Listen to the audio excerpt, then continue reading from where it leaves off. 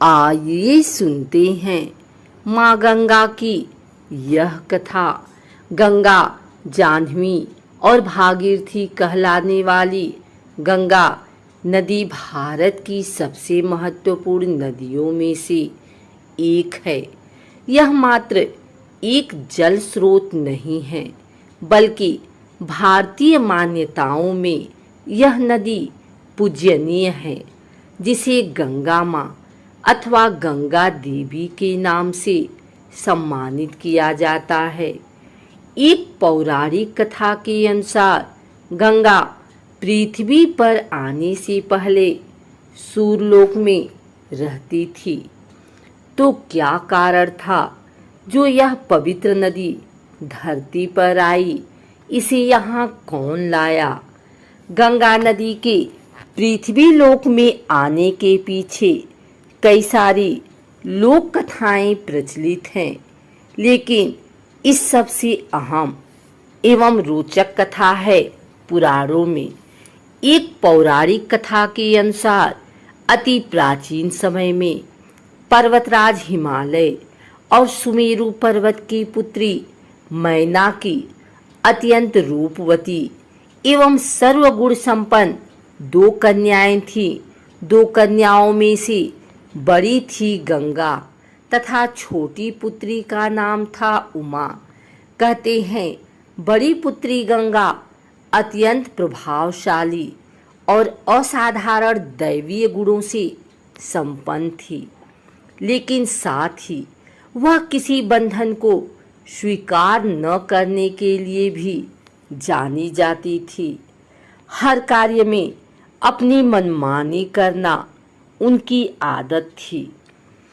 हिमालय से बेहद ऊंचाई पर सूर्यलोक में रहने वाले देवताओं की दृष्टि गंगा पर पड़ी। उन्होंने उनकी असाधारण प्रतिभा को सृष्टि के कल्याण के लिए चुना और उन्हें अपने साथ स्वर्गलोक ले गए। अब पर्वतराज के पास एक ही कन्या शेष थी, उमा। उमा ने भगवान शिव की तपस्या की और तप पूर्ण होने पर भगवान शंकर को ही वर के रूप में मांग लिया। इस तरह से दोनों का विवाह संपन्न हुआ। शिव और उमा के विवाह के वर्षों बाद भी दोनों को संतान प्राप्ति ना हुई। एक दिन भगवान शिव के मन में संतान उत्पन्न करने का विचार आया। तब उनके इस विचार की सूचना सृष्टि के रचनाकार ब्रह्मा जी तक पहुंची तो उनके सहित सभी देवता चिंता में पड़ गए। उन्हें यह समझ नहीं आ रहा था कि महादेव जैसे अत्यंत तेजस्वी देव के संतान के तेज को कौन संभाल सकेगा। इसका जवाब उन्हें स्वयं भगवान शंकर के अलावा कोई नहीं दे सकता था। तो सभी अपनी पुकार लेकर उनके पास पहुंच गए। उनके कहने पर अग्नि ने यह भार ग्रहण किया और परिणाम स्वरूप अग्नि के समान महान तेजस्वी स्वामी कार्तिकेय का जन्म हुआ।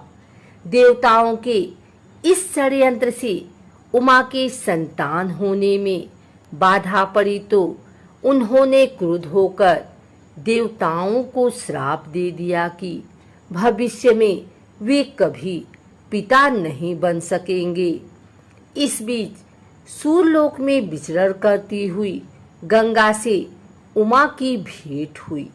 गंगा ने उमा को बताया कि अब वह सूर्यलोक में और नहीं रहना चाहती और अपनी मातृभूमि पृथ्वी पर जाना चाहती हैं, जिस पर उमा ने गंगा को आश्वासन दिया कि वे भविष्य में उसकी इस प्रार्थना का कोई ना कोई समाधान अवश्य निकालेंगी। यहीं से गंगा के पृथ्वी पर आने की कथा का एक नया अध्याय शुरू होता है, जो कि भगवान राम की नगरी अयोध्या से जुड़ा है, जिसे पुराणों में अयोध्यापुरी के नाम से जाना जाता था। वहां सगर नाम के एक राजा थे जिनकी कोई संतान नहीं थी। सगर राजा की 2 रानियां थी, केसनी तथा सुमति, किंतु दोनों से ही राजा को पुत्र की उत्पत्ति नहीं हो रही थी, जिसके फलस्वरूप उन्होंने दोनों पत्नियों को साथ लेकर हिमालय के भृगुप्रस्थवर्ण नामक प्रांत में तपस्या करने का फैसला किया। एक लंबी तपस्या के बाद महर्षि भृगु राजा और उनकी पत्नियों से प्रसन्न हुए और वरदान देने के लिए प्रकट हुए। उन्होंने कहा, हे राजन, तुम्हारी तपस्या से मैं अत्यंत प्रसन्न हूँ और तुम्हारी दोनों पत्नियों को पुत्र का वरदान देता हूँ, लेकिन दोनों में से एक पत्नी को केवल एक पुत्र की प्राप्ति होगी, जो वंश को आगे बढ़ाने में सहायक साबित होगी, तथा दूसरी पत्नी को 60,000 पुत्रों का वर हासिल होगा। अब तुम यह फैसला कर लो कि किसे कौन सा वरदान चाहिए।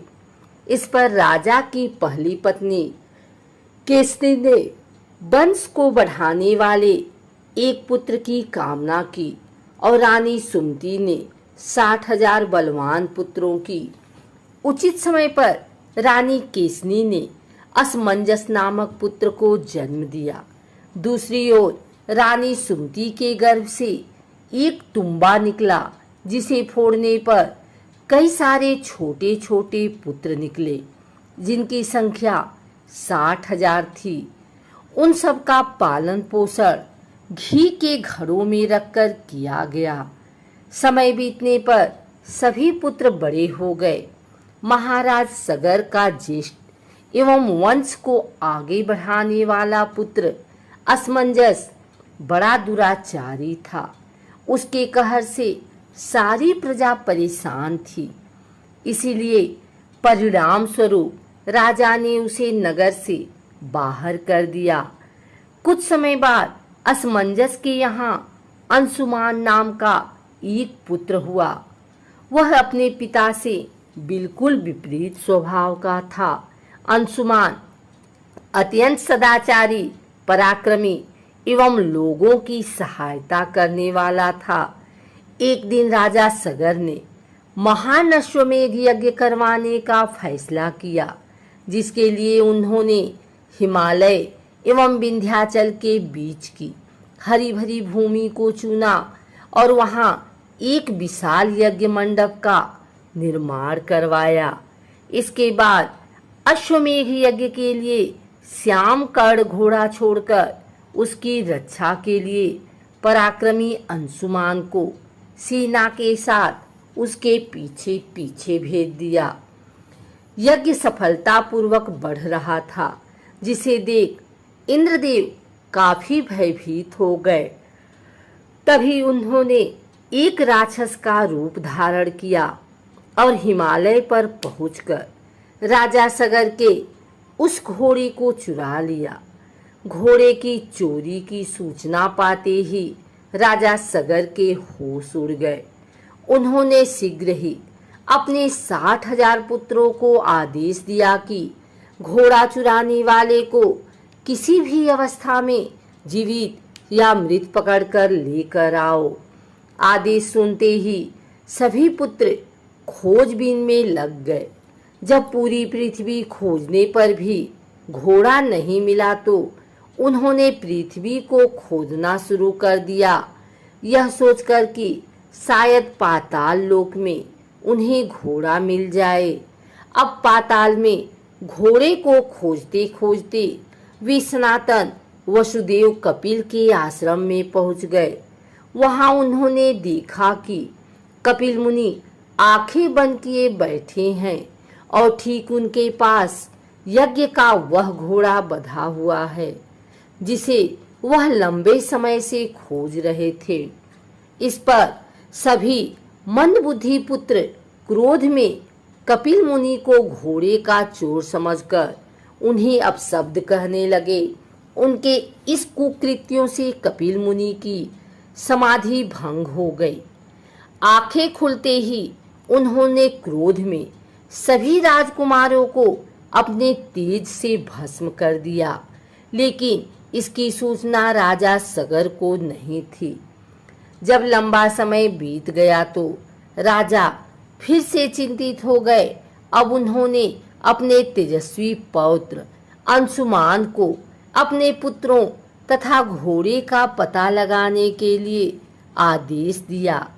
आज्ञा का पालन करते हुए अंशुमान उस रास्ते पर निकल पड़ा जो रास्ता उसके चाचाओं ने बनाया था। मार्ग में उसे जो भी पूजनीय ऋषि मुनि मिलते वह उनका सम्मान पूर्वक आदर सत्कार करता। खोजते खोजते वह कपिल आश्रम के पास पहुंचा। वहां का दृश्य देख वह बेहद आश्चर्यचकित हुआ। उसने देखा कि भूमि पर उसके 60,000 चाचाओं के भस्म हुए शरीरों की राख पड़ी थी और पास ही यज्ञ का घोड़ा चल रहा था। यह देख वह निराश हो गया। अब उसने राख को विधि पूर्वक प्रवाह करने के लिए जलाशय खोजने की कोशिश की, लेकिन उसे कुछ न मिला। तभी उसकी नजर अपने चाचाओं के मामा गरुड़ पर पड़ी। उसने गरुड़ से सहायता मांगी तो उन्होंने उसे बताया कि किस प्रकार से कपिल मुनि द्वारा उसके चाचाओं को भस्म किया गया है। वह आगे बोले कि उसके चाचाओं की मृत्यु कोई साधारण नहीं थी, इसीलिए उनका तर्पण करने के लिए कोई भी साधारण सरोवर या जलाशय काफी नहीं होगा। इसके लिए तो केवल हिमालय की ज्येष्ठ पुत्री गंगा के जल से ही तर्पण करना सही माना जाएगा। गरुड़ द्वारा राय मिलने पर अंशुमान घोड़े को लेकर वापस अयोध्या पहुंचा और राजा सगर को सारा वाक्य बताया। राजा काफी दुखी हुए, लेकिन अपने पुत्रों का उद्धार करने के लिए उन्होंने गंगा को पृथ्वी पर लाने का फैसला किया। लेकिन यह सब होगा कैसे, उन्हें समझ में नहीं आया। कुछ समय पश्चात महाराज सगर का देहांत हो गया, जिसके बाद अंशुमान को राजगद्दी पर बैठाया गया। आगे चलकर अंशुमान को दिलीप नामक पुत्र की प्राप्ति हुई। उसके बड़े होने पर अंशुमान ने उसे राज्य सौंप दिया और स्वयं हिमालय की गोद में जाकर गंगा को प्रसन्न करने के लिए तपस्या करने लगे। उनके लगातार परिश्रम के बाद भी उसे सफलता हासिल ना हुई और कुछ समय बाद अंशुमान का देहांत हो गया। अंशुमान की तरह ही उसके पुत्र दिलीप ने भी राज्य अपने पुत्र भगीरथ को सौंपकर गंगा को पृथ्वी पर लाने के लिए तपस्या शुरू कर दी, लेकिन उन्हें भी कोई फल हासिल न हुआ। दिलीप के बाद भगीरथ ने भी गंगा तपस्या का फैसला किया, लेकिन उनकी कोई संतान ना होने के कारण उन्होंने राज्य का भार मंत्रियों को सौंपकर हिमालय जाने का फैसला किया। उनकी कठोर तपस्या से आखिरकार भगवान ब्रह्मा प्रसन्न होकर उनके सामने प्रकट हुए और मनोवांछित फल मांगने के लिए कहा। भगीरथ ने ब्रह्मा जी से कहा, हे प्रभु, मैं आपके दर्शन से अत्यंत प्रसन्न हूँ। कृपया आप मुझे सगर के पुत्रों का उद्धार करने के लिए गंगा का जल प्रदान कर दीजिए तथा साथ ही मुझे एक संतान भी दें, ताकि इक्ष्वाकु वंश नष्ट न हो। भगीरथ की प्रार्थना सुन ब्रह्मा जी मुस्कुराए और बोले, हे वत्स, मेरे आशीर्वाद से जल्द ही तुम्हारे यहाँ एक पुत्र होगा, किंतु तुम्हारी पहली मांग गंगा का जल लेना है। यह मेरे लिए कठिन कार्य है, क्योंकि जब गंगा जी वेग के साथ पृथ्वी पर अवतरित होंगी तो उनके वेग को पृथ्वी संभाल नहीं सकेगी। ब्रह्मा जी आगे बोले, यदि गंगा के वेग को संभालने की किसी में क्षमता है तो वह है केवल महादेव जी। इसलिए तुम्हें पहले भगवान शिव को प्रसन्न करना होगा। यह बोल ब्रह्मा जी वापस ब्रह्मलोक की ओर प्रस्थान कर गए। उनके जाते ही अगले 1 वर्ष तक भगीरथ ने पैर के अंगूठे के सहारे खड़े होकर महादेव जी की तपस्या की। इस दौरान उन्होंने वायु के अलावा अन्य किसी भी चीज का ग्रहण नहीं किया। उनकी इस कठोर तपस्या से प्रसन्न होकर महादेव जी ने उन्हें दर्शन दिए और बोले, हे परम भक्त, तुम्हारी भक्ति से मैं बेहद प्रसन्न हुआ। मैं अवश्य तुम्हारी मनोकामना को पूरा करूंगा, जिसके लिए मैं अपने मस्तक पर गंगा जी को धारण करूंगा।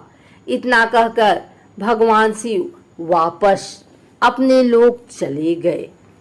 यह सूचना जब गंगा जी तक पहुंची तो वह चिंतित हो गई, क्योंकि वह सूरलोक छोड़ कहीं जाना नहीं चाहती थी। उन्होंने योजना बनाई कि वह अपने प्रचंड वेग से शिव जी को बहाकर पाताल लोक ले जाएंगी। परिणाम स्वरूप गंगा जी भयानक वेग से शिव जी के सिर पर अवतरित हुई, लेकिन शिव जी गंगा की मनसा को समझ चुके थे। गंगा को अपने साथ बांधे रखने के लिए महादेव जी ने गंगा धाराओं को अपनी जटाओं में धीरे धीरे बांधना शुरू कर दिया। अब गंगा जी इन जटाओं से बाहर निकलने में असमर्थ थी। गंगा जी को इस प्रकार शिव जी की जटाओं में विलीन होते देख भगीरथ ने फिर शंकर जी की तपस्या की। भगीरथ के इस तपस्या से शिव जी फिर से प्रसन्न हुए और आखिरकार गंगा जी को हिमालय पर्वत पर स्थित बिंदुसर में छोड़ दिया। छोड़ते ही गंगा जी 7 धाराओं में बट गई। इन धाराओं में से पहली 3 धाराएं हृदनी, पावनी और नलिनी पूर्व की ओर प्रवाहित हुई। अन्य 3 सुचक्षु, सीता और सिंधु धाराएं पश्चिम की ओर बही और आखिरी एवं 7वीं धारा महाराज भगीरथ के पीछे पीछे चल पड़ी। महाराज जहां भी जाते वह धारा उनका पीछा करती। एक दिन गलती से चलते चलते गंगा जी उस स्थान पर पहुंची जहां ऋषि जन्हू यज्ञ कर रहे थे। गंगा जी बहते हुए अनजाने में उनके यज्ञ की सारी सामग्री को अपने साथ बहा कर ले गए, जिस पर ऋषि को बहुत क्रोध आया और उन्होंने क्रुद्ध होकर गंगा का सारा जल पी लिया। यह देखकर समस्त ऋषि मुनियों को बड़ा विस्मय हुआ और वे गंगा जी को मुक्त करने के लिए उनकी स्तुति करने लगे। अंत में ऋषि जन्हू ने अपने कानों से गंगा जी को बहा दिया और उसे अपनी पुत्री के रूप में स्वीकार कर लिया। तब से गंगा जी का नाम जाह्नवी भी पड़ा। इसके पश्चात वे भगीरथ के पीछे पीछे चली और अपने स्थान पर पहुंची जहां उसके चाचाओं की राख पड़ी थी। उस राख का गंगा के पवित्र जल से मिलन होते ही सगर के सभी पुत्रों की आत्मा स्वर्ग की ओर प्रस्थान कर गई।